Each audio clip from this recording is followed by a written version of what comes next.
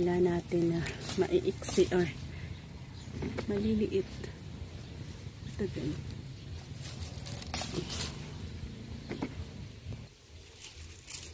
Nakita niyo ba ang size niya? Ito ay tawag dyan, Taiwan. From Taiwan seedlings natin yan. Along the way, kukunin na rin natin yung ating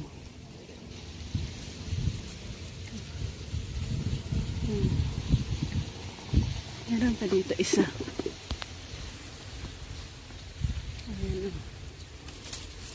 Ayan, a good size na rin ito. Ayan.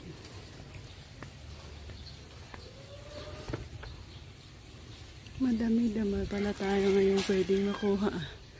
Ayan ang mga sumusunod-sunod pa. Wala, madami na nga. Continue pa tayo. Ayan din. Pwede na ito.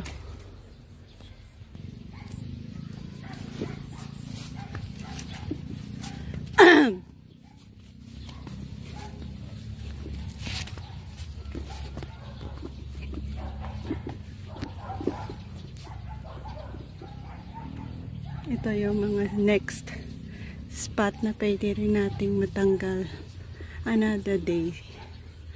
Yan. At nagkaroon tayo ng isang